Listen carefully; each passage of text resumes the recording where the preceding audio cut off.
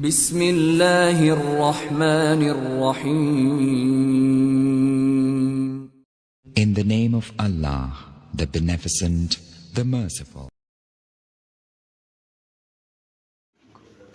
اعوذ باللہ من الشیطان الرجیم.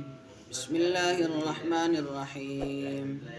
وجعلوا للہ مما ذرأ من الحرث والانعام نصیبا فقالوا هذا للہ بزعمهم وهذا لشركائنا فما كان لشركائهم فلا يصل إلى الله وما كان لله فهو يصل إلى شركائهم ساء ما يحكمون. صدق اللہ العظیم. اللہ جل شانہ ارشاد فرماتے ہیں وَجَعَلُوا لِلَّهِ مِمَّا ذَرَأَ مِنَ الْحَرْثِ وَالْأَنْعَامِ نَصِيبًا، اور انہوں نے ٹھہرا رکھے ہیں اللہ کے لیے کھیتیوں میں سے مویشیوں میں سے حصہ جو اللہ نے ہی پیدا کیا. فقالوا، پس وہ کہتے ہیں ھذا للہ، یہ اللہ کا حصہ ہے، بزعمہم، ان کے گمان کے مطابق، وھذا لشرکائنا، اور یہ ہمارے شریکوں کا حصہ ہے. فما کان لشرکائہم، بس جو ان کے شریکوں کا حصہ ہے، فلا یصل الی اللہ، وہ اللہ تک نہیں پہنچتا. وما کان للہ، اور جو اللہ کا حصہ ہے، فہو یصل الی شرکائہم، بس وہ ان کے شریکوں کو پہنچ جاتا ہے. ساء ما یحکمون، برا ہے وہ فیصلہ جو وہ کرتے ہیں. پچھلی آیت مبارکہ کے اندر یہ ارشاد فرمایا تھا انما توعدون لآت وما انتم بمعجزین، کہ بے شک جس چیز کا تم سے وعدہ کیا جا رہا ہے یعنی قیامت، وہ آ کر رہے گی، لہٰذا قیامت کی تیاری کرو، آخرت کی تیاری کرو.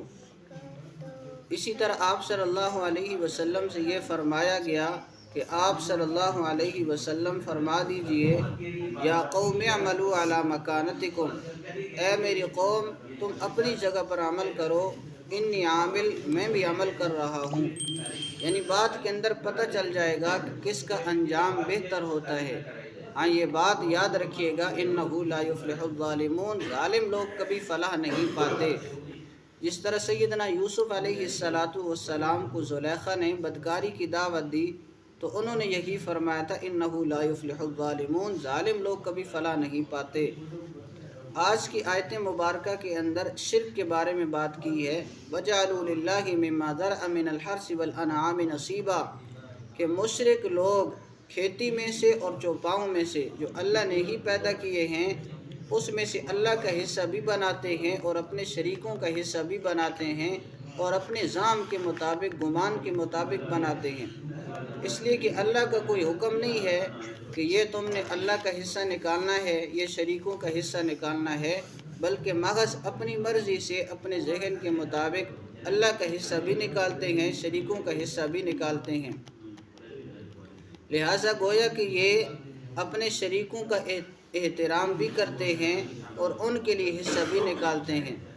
حالانکہ احترام اور تعظیم اللہ کی ہونی چاہیے، غیر اللہ کی نہیں ہونی چاہیے، لیکن وہ غیر اللہ کی تعظیم بھی کرتے ہیں اور ان کا حصہ بھی نکالتے ہیں. لہٰذا اس کے اندر اگر وہ حصہ نکال لیتے ہیں اور ڈھیری آپس کے اندر جدا ہو جاتی ہے، ایک ڈھیری اللہ تعالیٰ کے لیے مختص کر دیتے ہیں، ایک ڈھیری اپنے شریکوں کے لیے مختص کر دیتے ہیں، پھر اس میں سے اگر شریکوں کی ڈھیری میں سے چند دانے رب تعالیٰ کی ڈھیری میں شامل ہو جائیں تو وہ اٹھا لیتے ہیں کہ رب تعالیٰ غنی ذات ہے، بے نیاز ذات ہے، اللہ محتاج نہیں ہے، یہ محتاج ہے، یہ بے نیاز نہیں ہے، تو لہٰذا ان کی ڈھیری کے اندر وہ دانے شامل کر دیتے ہیں. تو اس سے ایک بات یہ بھی سمجھ آئی کہ دیکھیے جب یہ مانتے ہیں کہ یہ بے نیاز نہیں ہیں، یہ محتاج ہیں، پھر ان کی عبادت کیسی، پھر ان کی نظر و نیاز کیسی. نظر و نیاز یا عبادت تو ایسی ذات کی ہونی چاہیے جو بے نیاز ہو، جو محتاج نہ ہو. اللہ الصمد، اللہ بے نیاز ذات ہے، تو لہٰذا عبادت، نظر و نیاز اللہ کی ہونی چاہیے اور کسی کی نہیں ہونی چاہیے. اور مشرکوں کے بارے میں یہ بات ذہن کے اندر رکھیں کہ مشرک اللہ کے وجود کے قائل ہیں لیکن صرف اللہ کے ساتھ اوروں کو بھی شریک ٹھہراتے ہیں، بتوں کو شریک ٹھہراتے ہیں، جس کی وجہ سے یہ مشرک بن جاتے ہیں. حضور صلی اللہ علیہ وسلم سے فرمایا گیا کہ آپ صلی اللہ علیہ وسلم ان سے سوال فرمائیے کہ ان کو کس نے پیدا کیا ہے، وَلَئِن سَأَلْتَهُم مَّنْ خَلَقَهُمْ لَيَقُولُنَّ اللَّهُ، اگر آپ ان سے سوال کریں گے کہ ان کو کس نے پیدا کیا تو یہ ضرور بھی ضرور کہیں گے کہ اللہ نے پیدا کیا۔ اسی طرح اگر آپ ان سے سوال کریں گے وَلَئِن سَأَلْتَهُم مَّنْ خَلَقَ السَّمَاوَاتِ وَالْأَرْضِ، کہ آسمانوں اور زمینوں کو کس نے پیدا کیا، تو پھر بھی یہ جواب دیں گے کہ اللہ تعالیٰ نے پیدا کیا۔ اسی طرح اگر آپ ان سے سوال کریں گے وَلَئِن سَأَلْتَهُم مَّنْ خَلَقَ السَّمَاوَاتِ وَالْأَرْضِ وَسَخَّرَ الشَّمْسَ وَالْقَمَرَ، سورج اور چاند کو کس نے مسخر کیا، پھر بھی یہ جواب دیں گے اللہ نے مسخر فرمایا۔ اسی طرح اگر آپ ان سے سوال کریں گے وَلَئِن سَأَلْتَهُم مَّن نَّزَّلَ مِنَ السَّمَاءِ مَاءً، کہ آسمان سے پانی کون اتارتا ہے، تو پھر بھی یہ جواب دیں گے کہ اللہ تعالیٰ اتارتا ہے۔ یعنی یہ اللہ کو خالق بھی مانتے ہیں، مالک بھی مانتے ہیں، رازق بھی مانتے ہیں، صرف اللہ کے ساتھ اوروں کو شریک ٹھہراتے ہیں۔ اوروں کو شریک ٹھہرانے کی وجہ سے یہ لوگ مشرک بن جاتے ہیں۔ اور پھر شریک بھی کیسے ٹھہراتے ہیں کہ اپنے غیر اللہ کو اور اپنے شریکوں کو زیادہ اہمیت دیتے ہیں کہ ان کی ڈھیری میں سے کوئی چیز جانے نہیں دیتے، اور اللہ کی ڈھیری میں سے اگر کوئی چیز آ جائے تو وہ نہیں نکالتے، کہتے ہیں کہ اللہ بے نیاز ہے، اللہ کو ان چیزوں کی کیا ضرورت ہے۔ اور پھر جو حصہ اپنے شریکوں کے لیے نکالتے تو وہ ان شریکوں تک ہی رہتا، یعنی انہی کے پاس پڑا رہتا، اور جو اللہ کے لیے حصہ نکالتے وہ پھر اپنے دوستوں کے اندر، اپنے رشتہ داروں کے اندر تقسیم کر دیتے، خود بھی اسے استعمال کر لیتے۔ تو لہذا جو اپنے پاس ہوتا اپنے شریکوں کا حصہ وہ اللہ کی طرف جانے نہیں دیتے تھے، اور جو اللہ کا حصہ نکالتے تھے تو وہ اپنے شریکوں کی طرف بھی جانے دیتے، اپنے دوست احباب کی طرف بھی جانے دیتے، یعنی گویا کہ اس کو اتنی اہمیت نہیں دیتے تھے۔ تو آج کل کے دور کے اندر بھی ایسے افراد موجود ہیں جو کہ غیر اللہ کی زیادہ تعظیم کرتے ہیں، اللہ کی اتنی تعظیم نہیں کرتے، حتیٰ کہ مشکل وقت کے اندر پھنس جائیں تو اس وقت بھی داتا گنج بخش کو پکارا جا رہا ہوتا ہے، معین الدین چشتی کو پکارا جا رہا ہوتا ہے، حالانکہ جو اس وقت مشرک تھے ان کے بارے میں آتا ہے فَإِذَا رَكِبُوا فِي الْفُلْكِ دَعَوُا اللَّهَ مُخْلِصِينَ لَهُ الدِّينَ، جب وہ کشتی کے اندر سوار ہوتے، کشتی پھنس جاتی تو پھر وہ اللہ کو خالص کر کے پکارتے تھے، یعنی پھر وہ کسی کے ساتھ شریک نہیں ٹھہراتے تھے، پھر اللہ کو اکیلے پکارتے، اللہ سے مدد مانگتے تھے۔ لیکن آج کل کا جو مشرک ہے یہ اللہ تعالیٰ کے ساتھ اوروں کو شریک ٹھہراتا ہے، اور پھر مصیبت کے وقت کے اندر بھی شریک ٹھہراتا ہے، پھر اللہ تعالیٰ کو بھی خالص نہیں پکارتا کہ مصیبت کے وقت میں خالص اللہ کو پکار لوں، بلکہ اس وقت بھی غیر اللہ کو یاد کر رہا ہوتا ہے۔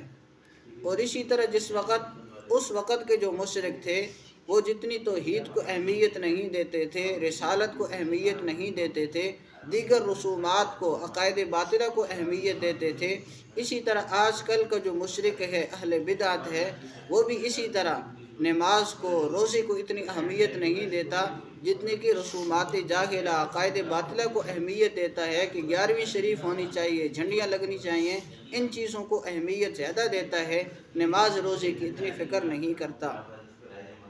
تو لہٰذا اس چیز سے بچنا چاہیے۔ شرک بہت قبیح چیز ہے، بہت بری چیز ہے، اللہ اس کو کبھی معاف نہیں فرمائیں گے۔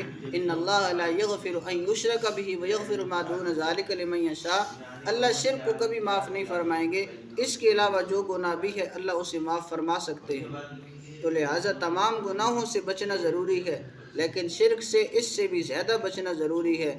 اور ایک شرک اصغر ہوتا ہے، ایک شرک اکبر ہے۔ شرک اصغر اگر ریاکاری کے ساتھ بندہ نماز پڑھ رہا ہے، من صلی یرائی فقد اشرک، نماز دکھلاوے کے لیے پڑھ رہا ہے اس نے شرک کیا ہے، اور روزہ دکھلاوے کے لیے رکھ رہا ہے اس نے شرک کیا ہے۔ اور اسی طرح ایک شرک اکبر ہے کہ اللہ کے ساتھ کسی کو شریک ٹھہرانا، تو یہ شرک اکبر ہے۔ دونوں قسم کے شرکوں سے بچنا چاہیے۔ وَمَا كَانَ لِلَّهِ فَهُوَ يَصِلُ إِلَىٰ شُرَكَائِهِمْ، جو اللہ کا حصہ ہوتا تو یہ ان کے شریکوں کو پہنچ جاتا۔ سَاءَ مَا يَحْكُمُونَ، کتنا برا فیصلہ ہے جو یہ کرتے ہیں کہ اللہ کی ڈھیری سے لے لیتے ہیں اور اپنے شریکوں کی ڈھیری سے نہیں لیتے، گویا کہ غیر اللہ کو زیادہ اہمیت دیتے ہیں، اللہ کو اتنی اہمیت نہیں دیتے۔ اللہ تعالیٰ قرآنی تعلیمات سمجھ کر عمل کرنے کی توفیق عطا فرمائے۔